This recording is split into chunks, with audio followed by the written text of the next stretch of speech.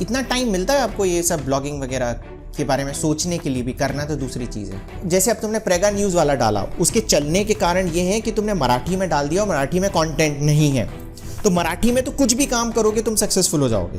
हो सकता है ये मराठी के पेरेंटिंग से रिलेटेड दुनिया का सबसे अच्छा ब्लॉग बन जाए।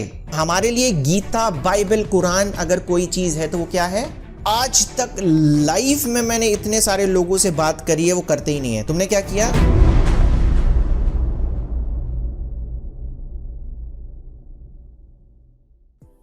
नमस्कार दोस्तों, स्वागत है आपका एक और ब्लॉग रिव्यू में। और आज हमारे साथ एक नई ब्लॉगर हैं, और मैंने नई ब्लॉगर इसलिए सेलेक्ट किया क्योंकि पिछले 2-3 ब्लॉग रिव्यू में कुछ एक्सपीरियंस ब्लॉगर्स आ रहे थे, और मुझे ये लगा कि अब एक नए ब्लॉगर का ब्लॉग रिव्यू सीरीज में आना ज़रूरी है।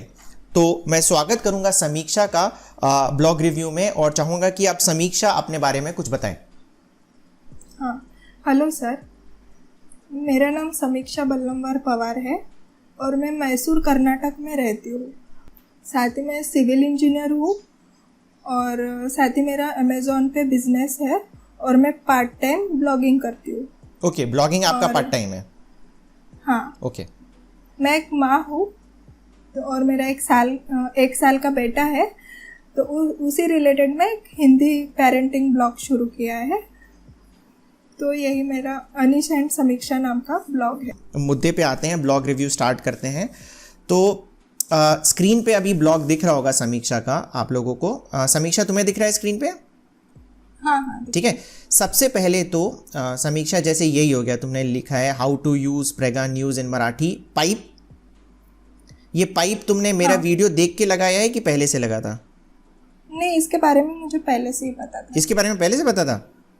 हाँ, क्योंकि मेरा अमेज़ॉन पे बिजनेस था ना, तो उसमें जब हम कोई भी प्रोडक्ट डिस्क्रिप्शन मतलब हेडिंग लिखते थे प्रोडक्ट की, तो ये जैसे डिफरेंट हेडिंग सेम मीनिंग के होते थे, तो पाइप लगाते थे। तो उसका मुझे पहले से नॉलेज था। ओके, ठीक है, गुड। तो वही मैंने यहाँ पे अप्लाई कर दिया। अच्छा, एक चीज़ बताओ, ये थीम कौन सी यूज़ करी है इस ब्लॉग में? ये जनरेट प्रेस है, प्रीमियम वर्जन। ठीक है। तो अभी है ना, बट मुझे बस प्रॉब्लम ये है कि तुमने 2 पाइप लगा दिए हैं, तो टाइटल बहुत बड़ा हो गया है। नहीं, हाँ, वो मुझे पता है, टाइटल बड़ा हो गया। वो एक्चुअली मैं वो एक्सपेरिमेंट करती हूँ, जैसे मैं बहुत ज़्यादा पाइप लगा देती हूँ एक हेडिंग पे, और फिर मैं देखती हूँ कि कौन से हेडिंग पे आर्टिकल रैंक कर रहा है। फिर जो हेडिंग पे आर्टिकल रैंक करता है, फिर कुछ दिनों बाद मैं वो पाइप हटा देती हूँ। वेरी गुड, परफेक्ट है ना। तो ये अगर एक्सपेरिमेंटल पर्पज से कर रहे हो तो बहुत अच्छी बात है। नहीं तो ये थोड़े, क्योंकि मेरे सारे आर्टिकल पे आपको वैसे ही दिखेगा। अच्छा, मल्टीपल पाइप्स के साथ? हाँ, क्योंकि वो मैं एक्सपेरिमेंट कर रही हूँ। ठीक है, गुड। और ये जैसे अब ये एक मुझे ये इशू लगा कि तुमने ये पाइप बहुत ज़्यादा लगा दिए हैं। बाकी अगर हम अंदर आते हैं ब्लॉग पर, तो मुझे एक चीज़ अच्छी लगी जो तुमने राइट हैंड साइड में सारी चीज़ें बना रखी हैं कि भाई कोई बंदा आता है तो join our Telegram channel, follow us on Pinterest पे काम कर रहे हो? हाँ सर, इसमें और एक बात बताना चाहूँगी। एक्चुअली ये जो साइड वाला जो सेक्शन है साइड बार का, वो मैंने पहले प्लगिंग थ्रू किया था। तो बट ना उसके वजह से मतलब मैंने नोटिस किया कि लोडिंग स्पीड जो होती है अपने साइट की, वो थोड़ा डाउन हो जाती है। तो फिर मैंने क्या किया, आपका एक ब्लॉग रिव्यू देखा था, उसमें शायद किसी को आपने बताया था कि जैसे गूगल न्यूज़ का अप्रूवल ले लेते हो, तो आप अपने साइड बार में सब्सक्राइब टू गूगल न्यूज़ करके एक छोटा सा सेक्शन डाल देना करके। तो वहीं से मैंने आइडिया लगाया और मैंने फिर ऐसे छोटे छोटे इमेज क्रिएट किए और साइड बार में डाल दिया और उस इमेज को लिंक दे दिया। मतलब पिंटरेस्ट का, फेसबुक का, तो उस हिसाब से ऐसा वो दिखता है। मतलब ये किसी प्लगिंग थ्रू नहीं है, ये सिर्फ इमेजेस है। हाँ, जैसे मैंने वही एक्चुअली वही हो गया ना जो हमने शुरू में बात करी थी कि प्लगइन से काम आसान तो हो जाता है, बट अनवांटेड कुछ जावास्क्रिप्ट डाल देता है, जो थोड़ा सा टेक्निकल हो गया जावास्क्रिप्ट, पर पॉइंट वही हो गई कि वो उससे स्पीड थोड़ी सी स्लो हो जाती है, ठीक है। स्लो। तो ये तुमने काफ़ी अच्छा किया, ये भी ऑब्जर्व करना रहता है कि बेसिकली किस चीज़ से आपके साइट की स्पीड ठीक हो रही है, ख़राब हो रही है। और अच्छा, अब ये मराठी में हो गया, ओके, मराठी वाला पोस्ट हो गया इसलिए। हाँ, ये मराठी वाला है, फिर ये रीडिंग हिंदी का बटन डाल दिया। हाँ, तो एक चीज़ अच्छी है, तुमने टीओसी बना रखा है। अच्छा, इसमें जनरेट प्रेस में जो टीओसी बाय डिफ़ॉल्ट आता है या फिर इसमें कुछ किसी प्लगइन? नहीं, ये प्लगइन थ्रू है। ये प्लगइन के थ्रू है, ठीक है। और ये हो गया, ठीक है।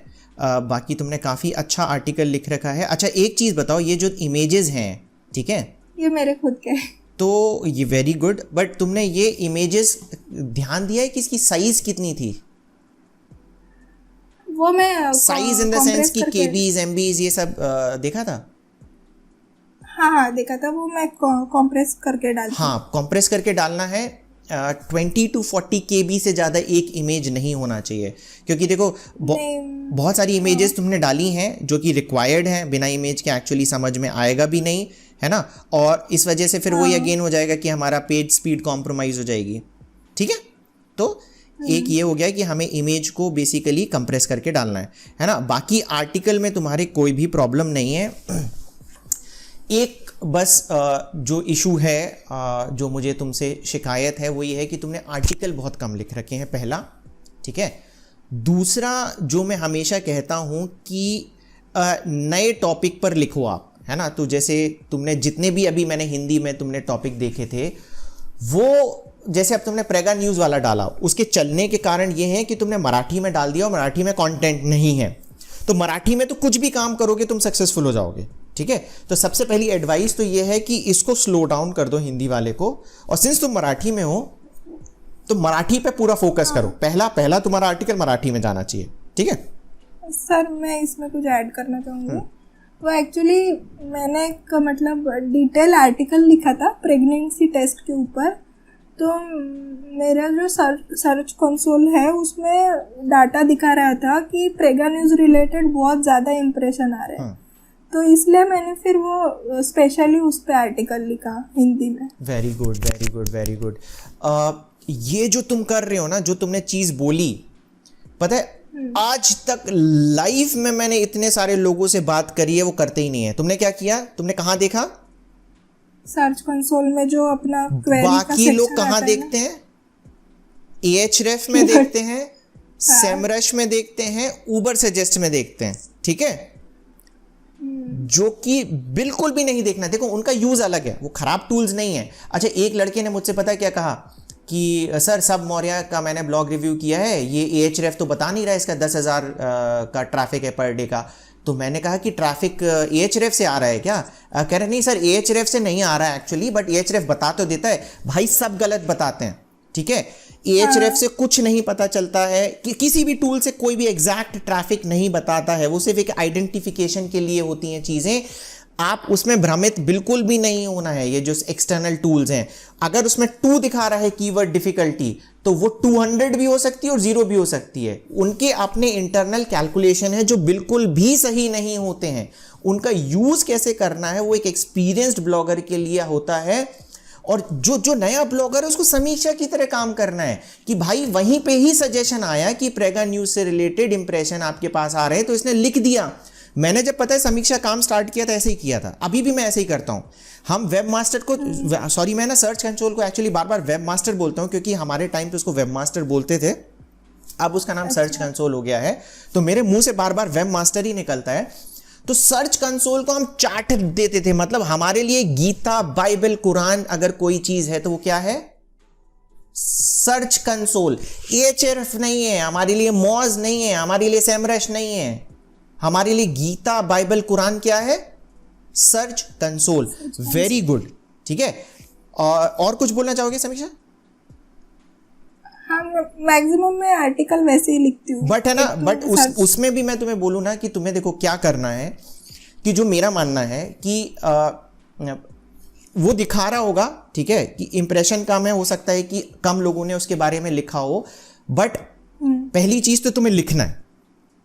20 आर्टिकल से कुछ भी नहीं होता। देखो मराठी, देखो तुम्हारी किस्मत अच्छी है कि मराठी में कंटेंट नहीं है, ठीक है, तो तुम उस पर लिखो, ज्यादा फोकस उस पर करो। तुम मराठी में कुछ भी लिखोगे ना इसके टाइम पे, तो तुम्हारा रैंक करेगा, क्योंकि मराठी में ट्रैफिक नहीं है।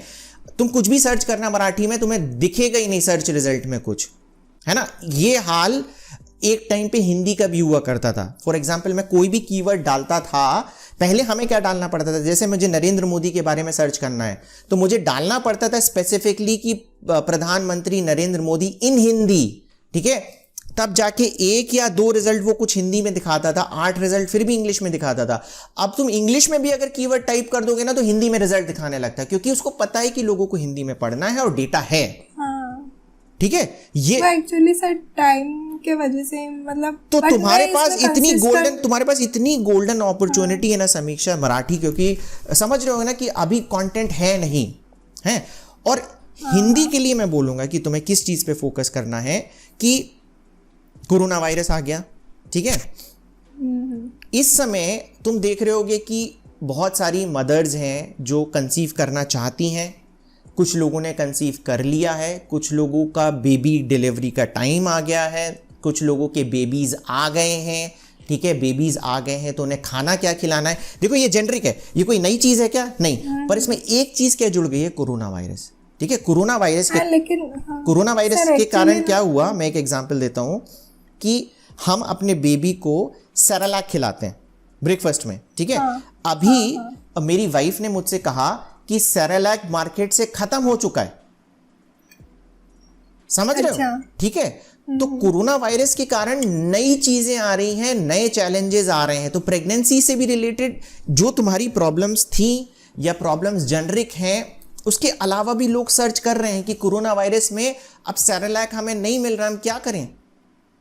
गेटिंग पॉइंट, ठीक है। तो ये टॉपिक जो हैं, ये इन टॉपिक पे अगर लिखोगे, पहले तो देखो कि क्या चल रहा है। गूगल में जाके मैंने गूगल अलर्ट का भी एक चीज बता रखी थी कि गूगल अलर्ट से भी आप देख सकते हो कि कौन से लोग क्या क्या नई चीजें डाल रहे हैं। तो अलर्ट सेट करके रखो कि पेरेंटिंग से रिलेटेड कोरोना वायरस में लोग क्या सर्च कर रहे हैं, ठीक है, या फिर क्या लोग बड़ी बड़ी जो वेबसाइट्स हैं क्या आर्टिकल डाल रहे हैं, तो वहां तुम्हें फ्रेश आर्टिकल मिलेंगे, ठीक है। वो एक्चुअली सर मतलब कोरोना रिलेटेड मुझे आर्टिकल्स के आइडिया तो है, लेकिन कोरोना ये कैसा बहुत ज्यादा सेंसिटिव टॉपिक हो जाता है, इसलिए मैं उस पे काम नहीं कर रही। नहीं, जेनरिक टॉपिक लिखना है ना। जेनरिक टॉपिक मतलब समझ रहे ना कि मैं ये थोड़ी ना कह रहा हूं कि कोरोना का इलाज कैसे करना है, ठीक है। मैं ये कह रहा हूं कि कोरोना में आपको प्रिकॉशंस क्या रखने हैं। फॉर एग्जांपल, अगर आप प्रेग्नेंट हैं तो आप अगर हॉस्पिटल जाएंगे, देखो एक होता है प्रेगनेंसी में एक फीमेल जाती है तो हमेशा एक चेकलिस्ट रहती है ना कि बेबी के कपड़े होने चाहिए, ऐसा होना चाहिए, तो आप उसमें एक सैनिटाइजर ऐड कर दो। आर्टिकल मैंने डाला है कोरोना वाला, वो वाला आर्टिकल डाला है मैंने। अच्छा, डाला हुआ है, वेरी गुड। तो उसमें कोरोना ऐड कर देना कि कोरोना के टाइम पे क्या चेकलिस्ट होना चाहिए। वो भी कोरोना का भी ऐड कर दिया है। वेरी गुड, है ना। पर देखो टाइटल में होना चाहिए वो चीज, कोरोना। अच्छा, कोरोना टाइटल में, क्योंकि लोग अभी देखो ऐसा एक तो चेकलिस्ट सर्च कर रहे हैं, है ना, और चेकलिस्ट, और दूसरा होता है कोरोना से रिलेटेड चेकलिस्ट कर रहे हैं। देखो एक ही चीज ऐड हुई है उसमें, 1 या 2 चीज ऐड होंगी। फॉर एग्जांपल सैनिटाइजर आप एक्स्ट्रा अपने पास रख लो, या फिर जो भी सैनिटाइजर, मास्क एक्स्ट्रा रख लो। क्या बेबी, अच्छा ये भी लोग सर्च कर सकते हैं कि क्या कोई नया बेबी बॉर्न हो गया, क्या उसको मास्क पहनना जरूरी है, ठीक है। हॉस्पिटल से घर लाएंगे तो बेबी के लिए क्या सेफ्टी होनी चाहिए। Getting point. तो ये नए फ्रेश टॉपिक्स हैं जो हम ये बिल्कुल भी नहीं बता रहे कि कोरोना से रिलेटेड क्या इलाज करना है, और वो हमें बताना भी नहीं चाहिए, क्यों, क्योंकि हम डॉक्टर नहीं हैं। पर जो बेसिक चीजें हैं, जो बेसिक है, जैसे मैंने एक एग्जांपल ही बताया। अच्छा, मैं एक चीज बता रहा हूं, लॉकडाउन 1 में क्या हुआ कि उस समय मेरी बेबी 3 महीने की थी, ठीक है। अच्छा, मेरी सोसाइटी में इस समय तो फिर भी शॉप्स खुली हुई हैं, उस समय सारी शॉप्स बंद हो गई थी। एक हमारे यहाँ सोसाइटी में एक बेबी बॉर्न हुआ, उसने डाला कि मेरे बेबी के कपड़े ही नहीं हैं, मार्केट सारे बंद हैं। सोच रहे हो, ठीक है। तो हमने हमारा नया बेबी था, तो 3 महीने के पहले के सारे कपड़े थे, हमने सारे के सारे उठा के उनको दे दिए।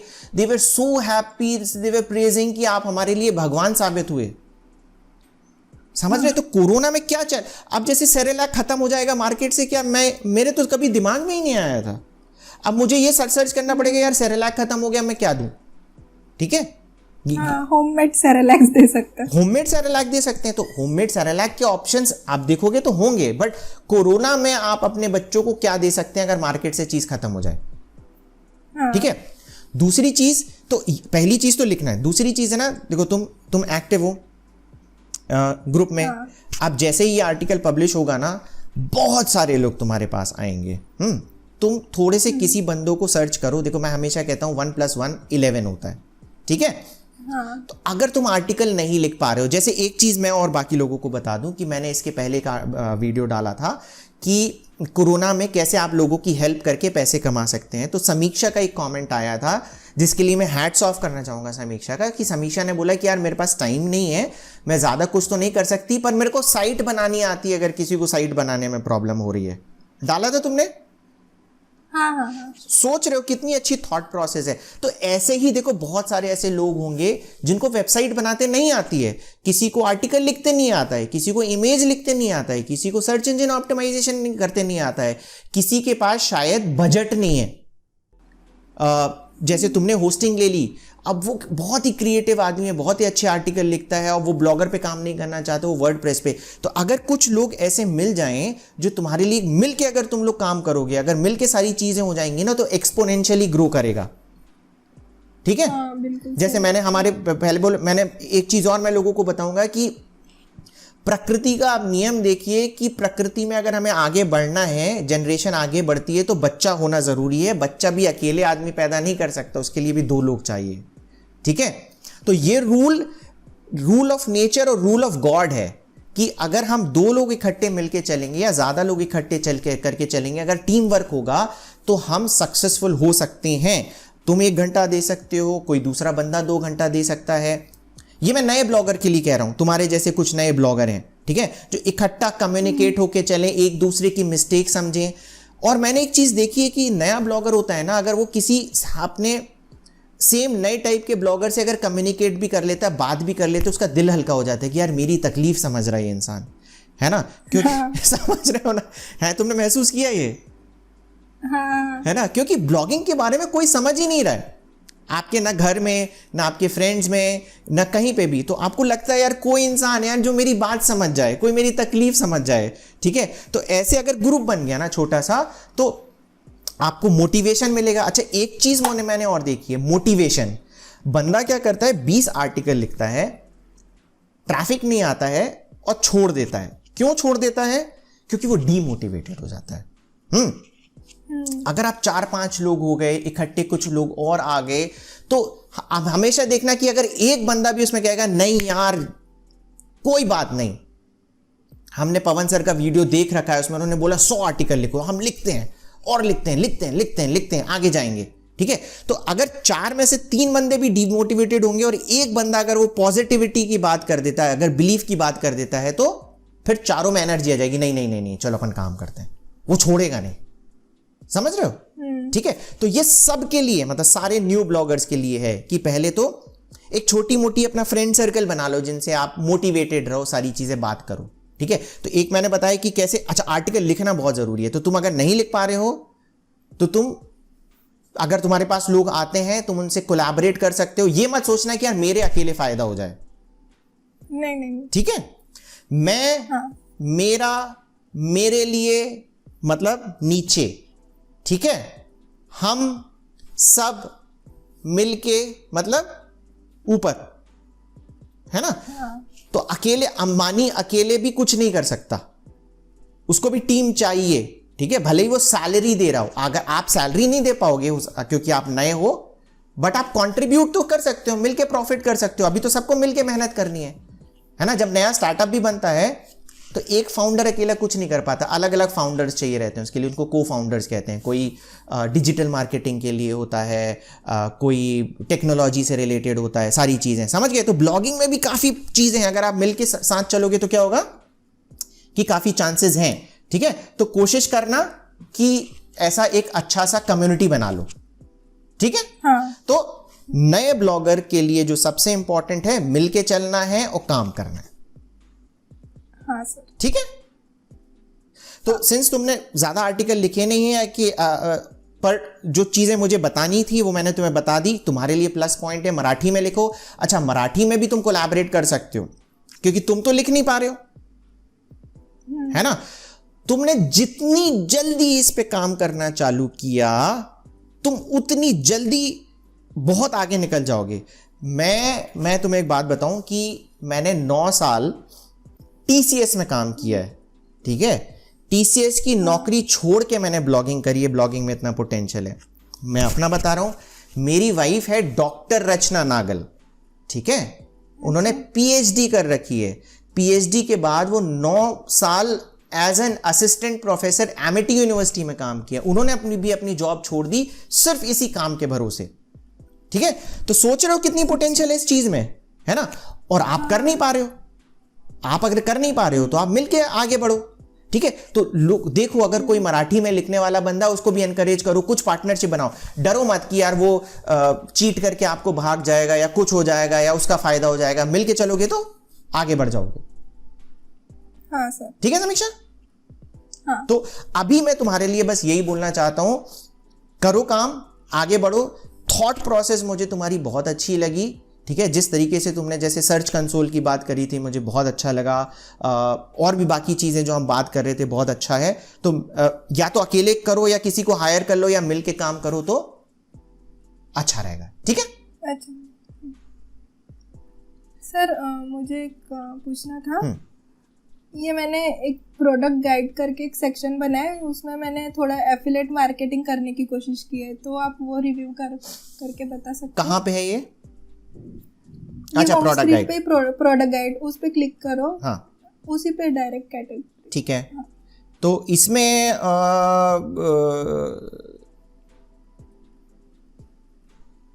हाँ, ये हिंदी में है, मराठी में है?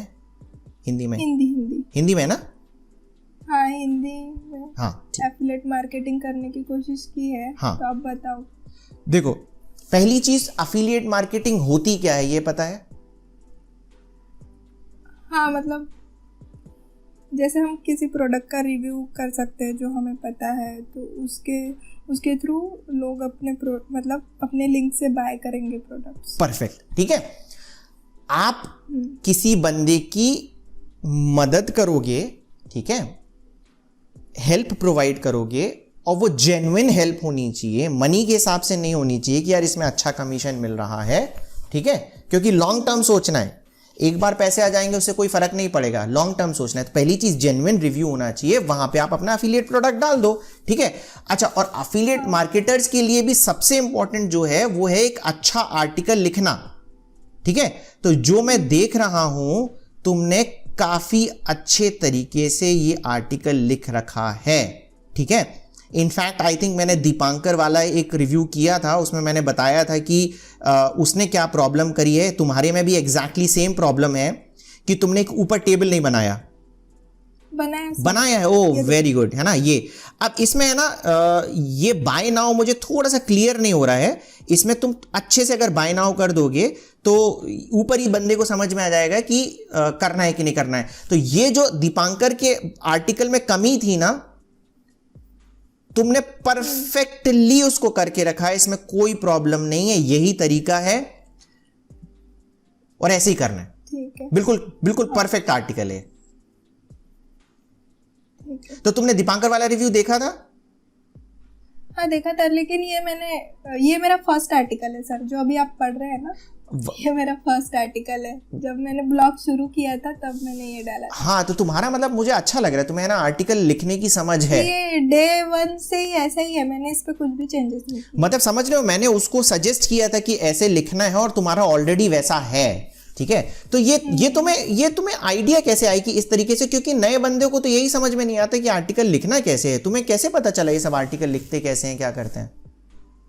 तो आपकी स्ट्रैटेजी है ना, ऑब्जर्व एंड रिएक्ट। मैंने बाकी एफिलिएट मार्केटिंग वाले ब्लॉग को रिव्यू किया था थोड़ा कि वो कैसे लिख रहे हैं, तो वैसे ही मैंने लिख दिया हिंदी में। Very good, very good, very good, है ना। तो बिल्कुल सही है, ठीक है, कोई प्रॉब्लम नहीं है, ठीक है। और समीक्षा, और कुछ क्वेश्चंस हैं तुम्हारे?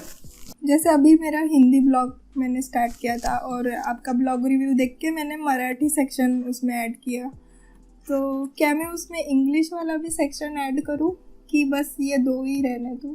भटक गई एक्चुअली। देखो, ऐसा मत करो, क्योंकि तुम वैसे आर्टिकल नहीं लिख पा रहे हो, हाँ, है ना। तो नहीं, उसी को ट्रांसलेट करने में भी टाइम लगेगा, ठीक है ना। अच्छा, ट्रांसलेट से मैं एक बता रहा हूँ, बहुत सारे लोग ऐसे कहते हैं कि सर एक काम करते हैं, हम टाइम्स ऑफ इंडिया हमने खोला, इंग्लिश आर्टिकल है, हम उसको हिंदी में ट्रांसलेट करके डाल दें क्या? ठीक है, तो ट्रांसलेट एक होता है, आप ट्रांसलेटर टूल्स आते हैं, अगर आप उनका यूज करोगे तो कभी भी सक्सेसफुल नहीं हो पाओगे, नंबर 1। नहीं वैसा नहीं। हाँ, नंबर 2, अगर आपका खुद का ही कंटेंट है और उसमें को भी आप अगर गूगल ट्रांसलेट से करोगे तो कुछ नहीं होगा, आपको खुद अपने मन से अपनी फीलिंग्स के साथ लिखना पड़ेगा। तो जब तुम हिंदी में लिख रहे होगे ना और तुम मराठी में लिखोगे तो तुम देखोगे कि कुछ, जब तुम लिख रहे होते ना तो कुछ ना कुछ चीजें तुम्हें अपने हिसाब से करनी पड़ेंगी, चेंजेस। ठीक है, हाँ वो तो करनी ही पड़ती है। लैंग्वेज मतलब ट्रांसलेट मतलब A to Z नहीं, मतलब उसी रिलेटेड कंटेंट मराठी में इंग्लिश में ऐसा। तुम देखो टाइम कितना लग रहा है तुम्हें ये सब करने में, ठीक है, 1 दिन लगता है एक आर्टिकल। तो तुम्हें देखना है कि तुम्हारा टारगेट जो होना चाहिए, क्योंकि तुम्हारे पास देखो मराठी एक ऐसी चीज आ गई है, मैंने बताया डेली एक आर्टिकल जाना चाहिए। तुम्हारा टारगेट क्या? पहला नए ब्लॉगर के लिए मैंने पहले क्या बनाया था कि कोलैबोरेट करो, ठीक है। दूसरा है कंसिस्टेंसी, है ना। तुम्हारा टारगेट ये होना चाहिए कि डेली मराठी में एक आर्टिकल जाए। उसके बाद अगर तुम्हारे शरीर में जान है तो तुम हिंदी में ट्रांसलेट करो, इंग्लिश में ट्रांसलेट करो, तुम्हें जो करना है करो। ठीक, समझ गए?